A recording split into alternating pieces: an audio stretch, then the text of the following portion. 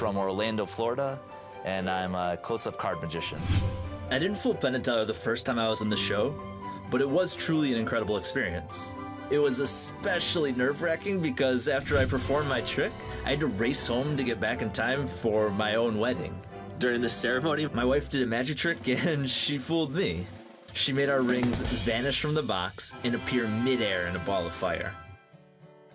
Now I have another great trick prepared for Penn and Teller, but I'll have to race home again because this time my wife is about to make our first baby magically appear. So if I dash out the door, you guys will know why. Penn and Teller just sat down and realized they have to deal with Jimmy Ichihana. Thank you, Allison. Penn and Teller, it's a pleasure to be back. And I should tell you, the trick that we're about to do is all about precision. More precisely, it's all about making precise cuts. And actually, the first cut happens at the factory. Cards that are printed on a large sheet, and then a blade strikes down with incredible accuracy to punch out the cards. And you can apply that same type of accuracy when you're cutting cards here at the table. And we'll demonstrate. Allison, in order to do that, we need to have cards selected. So here, as I go through the cards, just say stop for me, wherever you like. Anytime. Stop. Right here? Wonderful. A minute later, something else, but this one will be yours, so remember that. I don't want to see it. Okay. Great. And before I cut the cards, I need to know what I'm actually looking for and where those cards are located. And I can do that all at once, simply by looking.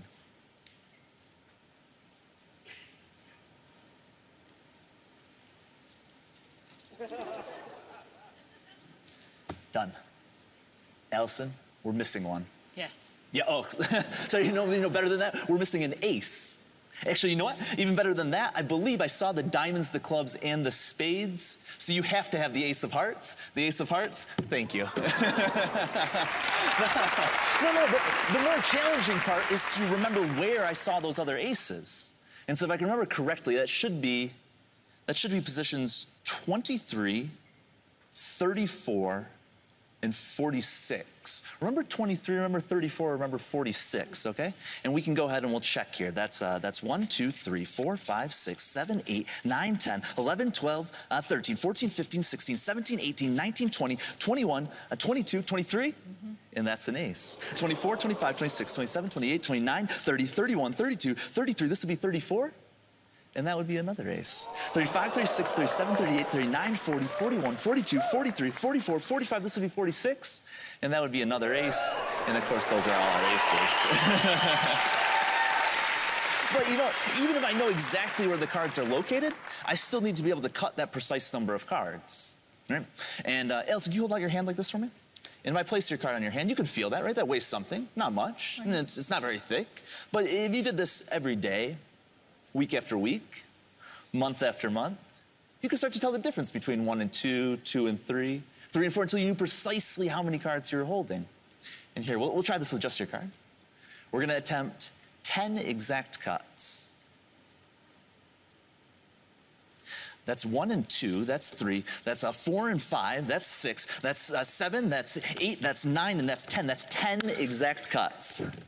And I can show you that they're exact. I can show you that they're exact. Because see, in the first pile, there's just 1 card. And while in the second pile, there's only 2 cards. The third pile, you know it's an exact cut because there's just 3 cards. And in the fourth pile, well, there's 4. In the fifth pile, you can start to see the pattern. That's 5 cards in the fifth pile. And in the sixth pile, well, 3 and 3 would be 6. In the seventh pile, that's 1, 2, 3, 4, 5, 6, and 7. In the eighth pile, that's 1, 2, 3, 4, 5, 6, 7, 8. In the ninth pile, that's 1, 2, 3, 4, 5, 6, 7, 8, and 9. And in the 10th pile, well, there's not enough cards to have 10. But we did cut 10. We cut exactly 10. And you know what, not just any 10, that's the 10 of hearts, because Allison, remember, you wanted the hearts. And if we start with the ace and we end with the 10, well then in the pile with 2, that would be the 2 of hearts. The pile with 3 cards, that would be the 3 of hearts. That's the 4, that's the 5, that's the 6, the 7, the 8, the 9, and the 10. Thank you. You know, we cut to 10, we cut all the 10s, that's 10 exact cuts. Thank you. But of course, I mean, now you've seen me make exact cuts, Allison, it's time for you to make an exact cut. I know you don't have to do a full 10 exact cuts yourself, but we will try at least one here. And I don't want to, we'll use all of the cards, and I don't want you to actually see exactly what you're going for. So we'll add in the aces along with the jokers and the advertising cards. And Allison, if you would, just for a moment, if you would close your eyes, and I'm gonna show everyone else what you'll be aiming for. So we'll get, this will be our target card. Got that? Beautiful. And we will place that right about here. And Allison, if you'd open your eyes for us, please. And now it's quite straightforward here. All you're gonna do is you're gonna cut for just above the middle. So you think about right in the middle and go maybe 1 or 2 cards more. Yeah, you've got this. You can do this. An exact cut. Yeah, this looks wonderful. This looks wonderful. Yeah, set that down. This is good. This is good. And I don't even want to touch it. Go ahead and pick up the card that you just cut to. Yeah, this is good. And show it to Penn and Teller. Show it to Penn and Teller. How do we do? Did we get the Queen of Clubs? That is an exact cut. You know, it's better than that because it's not just an exact cut. It's the only cut card. No, really. It's the only cut card. Every other card fuses together. Every other card except for one. Between the Jack and the King, we're missing the Queen. That's an exact cut. Thank you guys so much. Oh, Jimmy Ichihana! That was so cool. Man, do you think this is gonna fool them? I mean, you certainly. We'll see. It's a fun trick. It's based on a wonderful magician, Henry Evans, and it's got a few little tweaks that I'm hoping they haven't seen before. So. How long have you been working on it? I started working on this right after the last season of Fool Us. So, yeah, 2 years ago, I started working on this, and it's changed quite a bit over the last 2 years. So happy to be able to share it with everyone. So how's your magic career going?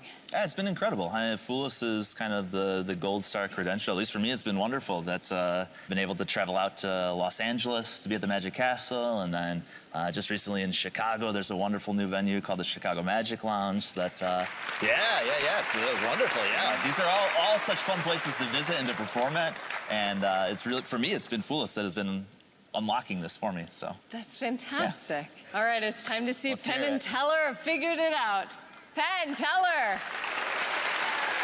Jimmy, this is exactly the kind of routine I love. It's just total jock stuff, totally hard stuff, being done machine gun fast over and over again. You also did something, you know, magicians with their patter love to do lousy writing.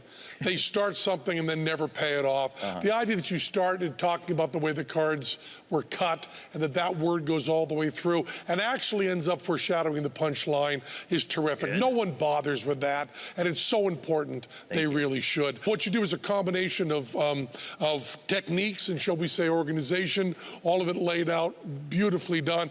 You're so skilled, your hands are so great, that even the act of counting cards fairly can hold all sorts of tricky little things, even though your sleeves aren't rolled down. Very tricky things there. Some of the stuff, no kidding, fooled me, but it didn't fool Teller. And some of the stuff, no kidding, fooled Teller, but didn't fool me. So what you did, we think, was you wowed us and we loved it, but you didn't fool us. Thank you, guys. Well, you fooled me, and you certainly entertained us all. Thank you, Jimmy Ichihana.